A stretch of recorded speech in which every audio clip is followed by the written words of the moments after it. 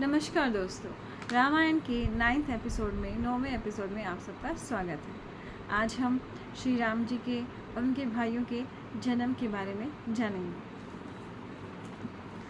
युद्ध समाप्त होने पर बाहर से आए राजा लोग दशरथ जी द्वारा सत्कृत हो अपने देशों को लौट गए। ऋषिरंग भी अपनी पत्नी शांता सहित महाराज से विदा हो अपने स्थान को चल दिए। दशरथ जी उन्हें पहुंचाने के लिए कुछ दूर उनके साथ गए।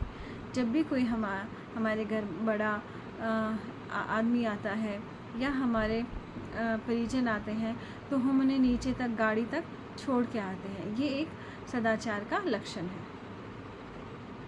इस प्रकार यज्ञ में आए सब महानुभावों को विदा कर दशरथ जी ने नगर में प्रवेश किया और संतान उत्पत्ति की प्रतीक्षा करते हुए सुखपूर्वक वहाँ रहने लगे। यज्ञ समाप्ति के पश्चात 6 ऋतुएं व्यतीत होने पर 12वें मास में चैत्र की नवमी तिथि को पुनर्सु नक्षत्र में, जबकि 5 ग्रह सूर्य, मंगल, बृहस्पति, शुक्र और शनिश्चर अपने उच्च स्थान में स्थित थे, कर्क लगन में तथा चंद्रमा के साथ बृहस्पति के उदय होने पर कौशल्या जी के गर्भ से श्री राम का जन्म हुआ। इस पे हमारे देश में बहुत ही बड़ा उत्सव भी मनाया जाता है रामनवमी को।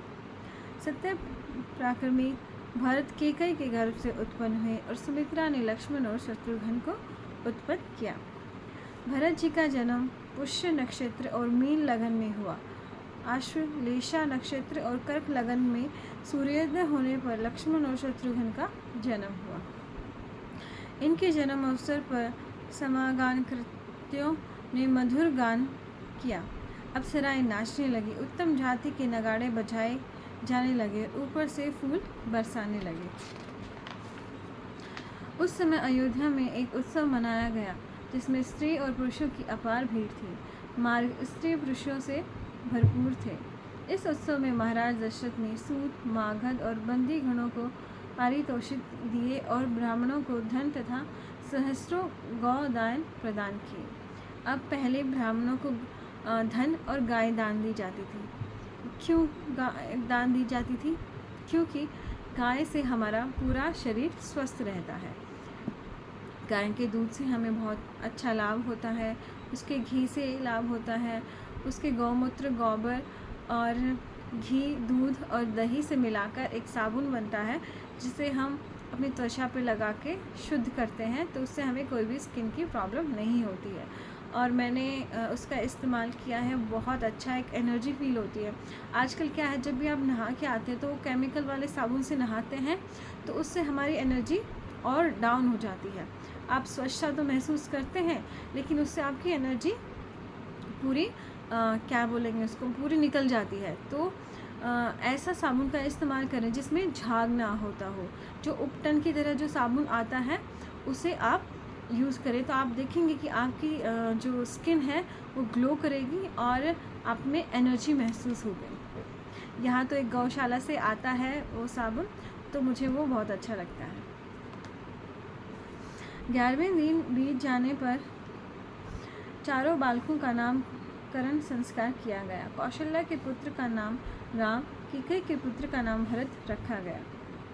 सुमित्रा के पुत्रों का नाम लक्ष्मण और शत्रुघ्न रखा गया। यह नामकरण संस्कार महर्षि वशिष्ठ जी द्वारा संपन्न किया गया। इस दिन महाराज ने ब्राह्मणों और पुरवासियों को भोजन कराया और ब्राह्मणों को बहुमूल्य रत्न प्रदान किए गए।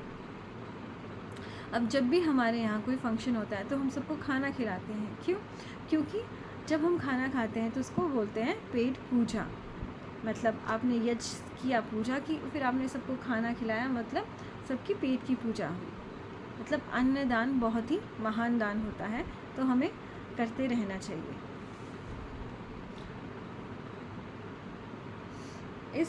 इन सब बालकों के निष्क्रमण और अन्नप्राशन आदि संस्कार भी महाराज ने यथा समय कराए। चारों ही राजकुमार वेद के जानने वाले, शूरवीर, परोपकारी, ज्ञानी और सर्वगुण संपन्न थे। जब श्री राम और उनके भाई सारे वेद पढ़ सकते हैं तो आज हमारे बच्चे क्यों नहीं पढ़ सकते हैं? आप अपने बच्चों को ज़रूर गुरुकुल में भेजिए। कई बार आप सोचते हैं अरे गुरुकुल में पढ़ेगा तो आज की नॉलेज नहीं मिल पाएगी, तो एटलीस्ट आप 2-3 साल तो अपने बच्चों को गुरुकुल में ज़रूर भेजिए, ताकि वो वेद और हमारी जो स्पिरिचुअल बुक्स हैं उनको पढ़ सके, ताकि उसे आप एक बार अपनी संस्कृति को सिखाइए। तो अगर उसे अच्छे लगे तो ठीक है, नहीं लगे तो एटलीस्ट उसे पता तो हो मेरी संस्कृति में क्या है। आजकल हमारी संस्कृति का हमें ज्ञान ही नहीं है, तो हम उस पर गर्व ही नहीं कर पाते, राइट। आप उसे आधुनिक शिक्षा भी दीजिए, लेकिन एक बार उसे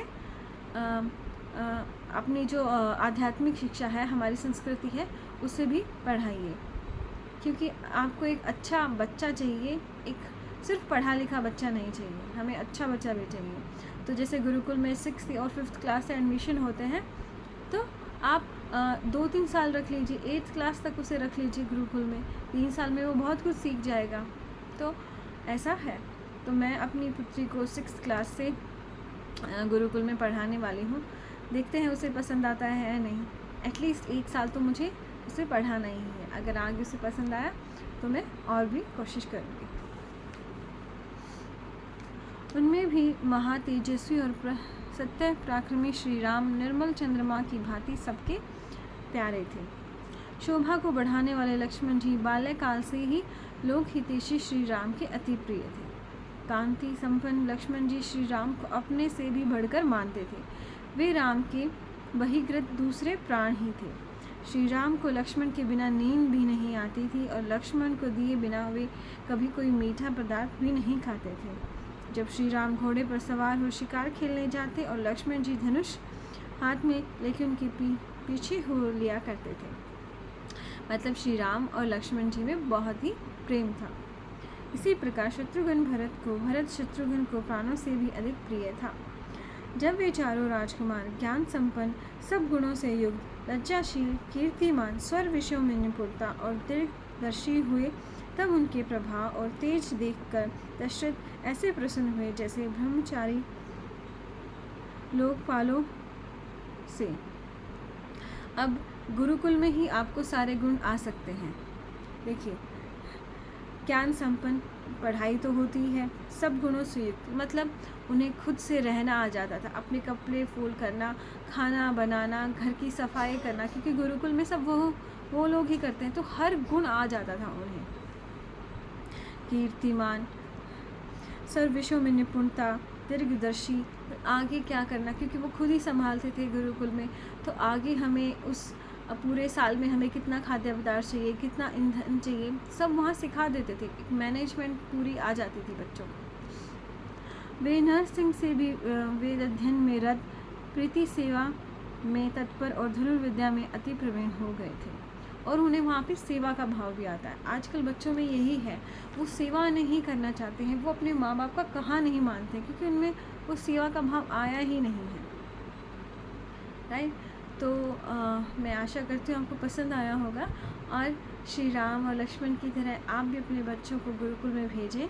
सीमा कितने ही हो समय की, लेकिन आप उनको एक बार ज़रूर भेजें। अगर आप भेज नहीं सकते हैं तो आप खुद अध्ययन करें, वेदों का, रामायण का, गीता का, दर्शन का, योग दर्शन मेन है उसमें, और उन्हें आप 1 घंटा या आधा घंटा रोज़ ये पढ़ाएं।